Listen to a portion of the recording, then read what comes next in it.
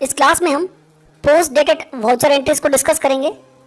ऐसी एंट्रीज, ऐसे ट्रांजैक्शंस जो फ्यूचर डेट के होते हैं लेकिन उन्हें हमें करंट डेट में पोस्ट करना होता है। इसका सबसे अच्छा एग्जांपल है पोस्ट डेटेड चेक्स, जिन्हें पीडीसी भी कहा जाता है। A post dated cheque PDC is one that the recipient can encash on a future date. हमारे सामने प्रैक्टिकल लाइफ में ऐसी बहुत सारी कंडीशंस आती हैं जब हमें फ्यूचर डेट के ट्रांजैक्शंस को करंट डेट में पास करना होता है, लेकिन ऐसा करते समय हमें ध्यान रखना होता है कि उनका इफेक्ट भी हमारी बुक्स में फ्यूचर डेट में ही आना चाहिए। हालांकि वो ट्रांजैक्शन हम करंट डेट में पास करते हैं, लेकिन उनका इफेक्ट हमें फ्यूचर डेट पर ही शो होना चाहिए। आइए एक प्रैक्टिकल एग्जांपल से इसे समझने का प्रयास करते हैं। जैसे हमने हमारी कंपनी में एक लोन ले रखा है। बैलेंस शीट में आप देखेंगे यहाँ हमने 1 लाख रुपए का लोन ले रखा है बजाज फाइनेंस से। ये लोन हमने लिया है जुलाई में और अब हम इस लोन का रीपेमेंट करना चाहते हैं। और कंपनी ने इस लोन अमाउंट को रीपेमेंट के लिए कंडीशन दी है, जिसमें हमें उन्हें डाउन पेमेंट के रूप में नेक्स्ट मंथ के चेक्स इशू करने हैं। मीन्स जुलाई में हमने लोन लिया है तो अगस्त, सितंबर, अक्टूबर, इस तरह से नेक्स्ट मंथ के चेक हमें उन्हें अभी इशू करने हैं। तो इस सिचुएशन में यदि हम पोस्ट डेटेड के कॉन्सेप्ट को एक बार साइड में रखें और डायरेक्टली अगर एंट्रीज को पोस्ट करें तो वो किस तरह से होंगी और उनका क्या इफेक्ट आएगा, पहले वो समझ लेते हैं ताकि आपको पोस्ट डेटेड का कॉन्सेप्ट एकदम क्लियर हो जाए।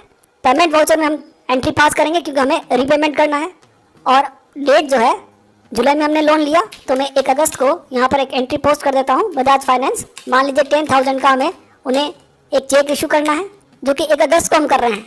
जब इस एंट्री को हम पोस्ट कर देते हैं तो आप फिर से इसका इफेक्ट देखते हैं बैलेंस शीट के अंदर। जो लोन का आउटस्टैंडिंग अमाउंट था वो अब यहाँ पर 90,000 हो चुका है। 1 लाख में से 10,000 का रीपेमेंट कर चुके हैं और हमारा जो बैंक अकाउंट है उसका बैलेंस भी मैं आपको दिखा देता हूँ। बैंक अकाउंट, बैंक में पीएनबी बैंक से हमने इनको पेमेंट किया था जिसका ओपनिंग बैलेंस था 1 लाख रुपीज़ और उसमें से 10,000 रुपये यहाँ से लेस हो गए हैं। अब यहाँ पर बैंक का जो बैलेंस है वो 90,000 आपको शो हो रहा है, नीचे भी आपको टोटल 90,000 क्लोजिंग बैलेंस दिखाई दे रहा है। लेकिन वास्तव में होना क्या चाहिए था, अगस्त मंथ का जो चेक था वो हमने इशू किया है जुलाई मंथ में। तो हमारे सिस्टम में जैसे हमने एंट्री पोस्ट की, पार्टी के अकाउंट पे भी मीन्स आउटस्टैंडिंग लोन पर भी उसका इफेक्ट आया और बैंक बैलेंस में भी उसका इफेक्ट यहाँ पर हमें शो होने लगा। पर वास्तव में होना क्या चाहिए था, इस ट्रांजैक्शन का इफेक्ट 1 अगस्त को ही हमारी बुक्स में शो होना चाहिए था। भले हम एंट्री पोस्ट कर लें लेकिन उसका इफेक्ट यहाँ पर हमें दिखाई नहीं देना चाहिए। इसीलिए हम यूज़ करते हैं पोस्ट डेटेड वाउचर एंट्रीज का या पोस्ट डेटेड चेक्स का। आइए उस ट्रांजैक्शन को एक बार पोस्ट करके देख लेते हैं।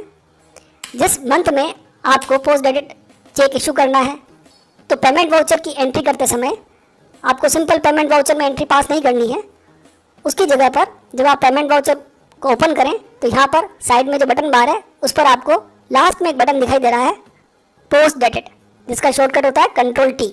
जैसे ही आप Ctrl+T प्रेस करेंगे, Ctrl+T प्रेस करते ही ऊपर आपको स्टेटस में पोस्ट डेटेड दिखाई देगा। और अब आप जब एंट्री पास करने जाएंगे तो बैंक का लेजर सेलेक्ट करने के बाद बैंक एलोकेशन की जो स्क्रीन हमें डिस्प्ले होगी उस स्क्रीन में हमें कुछ और पैरामीटर्स भी दिखाई देने लगेंगे। जैसे सबसे पहले इंस्ट्रूमेंट डेट, यानी चेक पर हमने कौन सी डेट डाली है, 1 अगस्त 21, और हम वाउचर एंट्री भी 1 अगस्त 21 को ही कर रहे हैं। देन पीडीसी इशू डेट, ये यहाँ पर नया पैरामीटर हमें देखने को मिलता है। ये डेट वो डेट होगी जिस दिन हमने डाउन पेमेंट के लिए चेक को इशू किया है।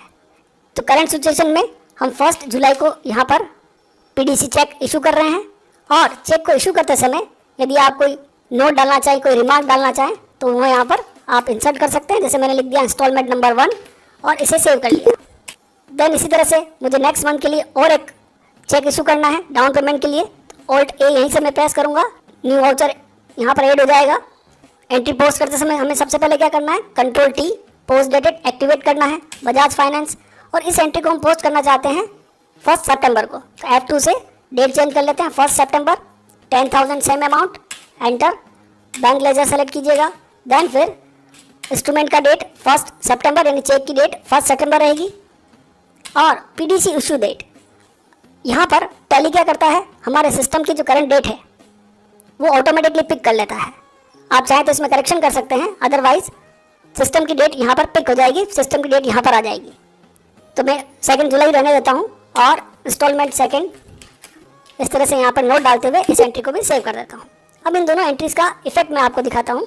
अभी हमने बैंक का लेजर ओपन कर रखा है। स्टार्टिंग में हमारे बैंक में 1 लाख रुपीज़ था और हमने 2 चेक अभी इशू कर दिए हैं। फर्स्ट चेक अगस्त का है और सेकंड चेक सितंबर का है। तो 10,000 के 2 इंस्टॉलमेंट्स हम पेमेंट करेंगे तो बैंक का जो बैलेंस है उस पर इफेक्ट आएगा। फर्स्ट 10,000 इशू होने के बाद यहाँ पर बैलेंस बचेगा 90,000, फिर नेक्स्ट 10,000 इशू करने के बाद फिर बैलेंस बचेगा 80,000। लेकिन ये फ्यूचर के ट्रांजेक्शन्स हैं, इनका इफेक्ट हमारे करंट बैलेंस पर नहीं आना चाहिए। तो आप नीचे की तरफ देखेंगे तो बैलेंस आपको यहाँ पर नीचे की तरफ दिखाई दे रहा है 1 लाख रुपीज़। यही इफेक्ट हम लाना चाहते थे पोस्ट डेटेड वाउचर एंट्रीज या पोस्ट डेटेड चेक से। यही इफेक्ट देखने को मिलता है कि फ्यूचर के ट्रांजैक्शन हमें फ्यूचर के डेट पर ही हमारे सिस्टम में उनका इफेक्ट आएगा। तो यहाँ पर इसी वजह से हमें 1 लाख रुपए दिखाई दे रहा है, क्योंकि अभी तक अगस्त और सितंबर की एंट्रीज हमने अपने सिस्टम में पोस्ट नहीं की हैं। जो लास्ट एंट्री हमने पोस्ट की है वो डेट भी मैं आपको दिखा देता हूँ। लास्ट एंट्री हमने अभी तक पोस्ट की है 1 जुलाई की।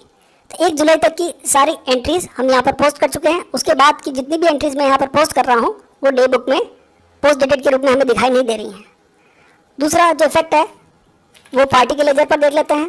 पार्टी से हमने लोन लिया था 1 लाख रुपए का, क्योंकि हमने उसे पीडीसी चेक इशू किया है, इसलिए आउटस्टैंडिंग बैलेंस अभी भी 1 लाख रुपीज़ ही शो हो रहा है।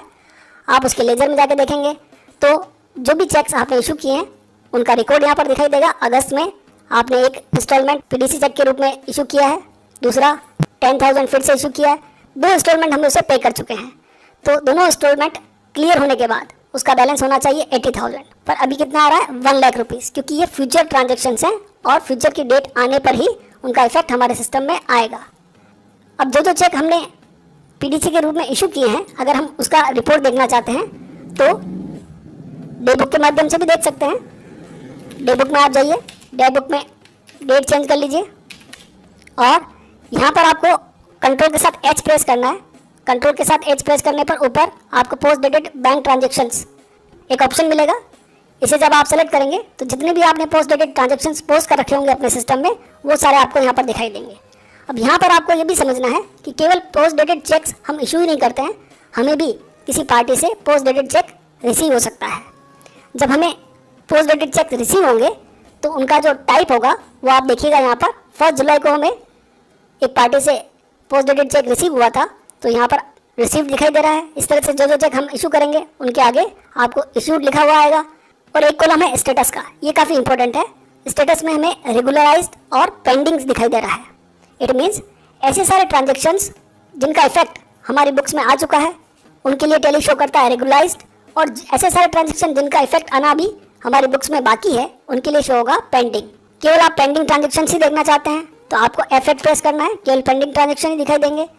तो एक जगह तो मैंने आपको बताया डे बुक के माध्यम से आप पोस्ट डेटेड ट्रांजेक्शन को देख सकते हैं। दूसरा बैंकिंग जो फीचर है यूटिलिटीज सेक्शन में बैंकिंग, इसमें आप जाएंगे तो पोस्ट डेटेड समरी, यहाँ से आपको मंथली समरी देखने को मिलेगी। सबसे पहले आपको अपना बैंक सेलेक्ट करना है, देन जिस मंथ में आपने पोस्ट डेटेड चेक रिसीव किए हैं या पोस्ट डेटेड चेक इशू किए हैं उनकी सारी समरी आपको यहाँ पर देखने को मिलेगी। आप मंथ सेलेक्ट कर लीजिए, एंटर प्रेस कीजिए, यहाँ पर आपको सारे ट्रांजेक्शन देखने को मिल जाएंगे। इसी तरह से एक और जगह है जहाँ से हम पोस्ट डेटेड ट्रांजेक्शन्स को एक्सेस कर सकते हैं। आपको गेटवे ऑफ टैली में से डिस्प्ले में जाना है, डिस्प्ले में आपको एक्सेप्शन रिपोर्ट्स में जाना है। यहाँ से आपको मिलेगा पोस्ट डेटेड वाउचर्स, यहाँ से भी हम पोस्ट डेटेड वाउचर्स को एक्सेस कर सकते हैं, देख सकते हैं। पीडीसी चेक्स केवल हमें इशू नहीं करने होते हैं, कई बार पीडीसी चेक्स हमें भी रिसीव होते हैं। जैसे मैं एक ट्रांजेक्शन आपको पोस्ट करके दिखाता हूँ। जब पीडीसी चेक आपको रिसीव होगा तो आपको अपने रिसिप्ट वाउचर के अंदर एंट्री पास करनी होगी, लेकिन कंट्रोल T प्रेस करने के बाद ऊपर स्टेटस चेंज हो जाएगा पोस्ट डेटेड। ये हम एंट्री पास कर रहे हैं 1 सितंबर को। हमारी एक पार्टी है कमलेश शर्मा, इनसे हमें 50,000 रुपये का चेक मिला है, पीडीसी चेक मिला है, जिसे हम अपने पंजाब नेशनल बैंक अकाउंट में डिपॉजिट करना चाहते हैं। तो यहाँ पर हम इंस्ट्रूमेंट का नंबर जो उनका चेक नंबर है वो यहाँ पर इंसर्ट करेंगे, बैंक का नाम एक्सिस बैंक, और ये चेक हमें रिसीव हो रहा है 2 जुलाई को, लेकिन उस पर इंस्ट्रूमेंट डेट क्या है 1 सितंबर। तो हम एंट्री कब पास कर रहे हैं 1 सितंबर को। तो ये आपको ध्यान रखना है कि जिस डेट में वो ट्रांजैक्शन हमारी बुक्स में इफेक्ट डालेगा उसी डेट में हमें वाउचर एंट्री पास करनी होती है। जब हमें पीडीसी चेक रिसीव होता है तो उसका इफेक्ट भी सेम आपको अपने सिस्टम में दिखाई देगा। जब आप बैंकिंग में जाएंगे, पोस्ट डेटेड समरी और बैंक को सेलेक्ट करने के बाद आप देखेंगे सितंबर में 50,000 दिखाई दे रहा है, 50,000 का ट्रांजेक्शन, लेकिन अभी ये पेंडिंग स्टेटस शो कर रहा है क्योंकि इसका इफेक्ट हमारी बुक्स में अभी तक शो नहीं हुआ है। तो आपको क्लियर हुआ होगा कि किस तरह से हमें पीडीसी चेक्स को इशू करना है और किस तरह से हमें पीडीसी चेक्स को रिसीव करना है और उनका इफेक्ट हमारी बुक्स में कैसे शो होगा। ये एक छोटा सा टॉपिक था लेकिन काफ़ी काम का, काफ़ी महत्वपूर्ण टॉपिक है। इस क्लास में इतना ही, मिलते हैं अगली क्लास में। Thank you so much. यदि आज का हमारा ये वीडियो आपको पसंद आया हो, उपयोगी लगा हो, ज्ञानवर्धक लगा हो तो आप इसे ज़रूर लाइक करें, शेयर करें और कमेंट करें। वीडियो देखने के लिए आपका बहुत बहुत धन्यवाद।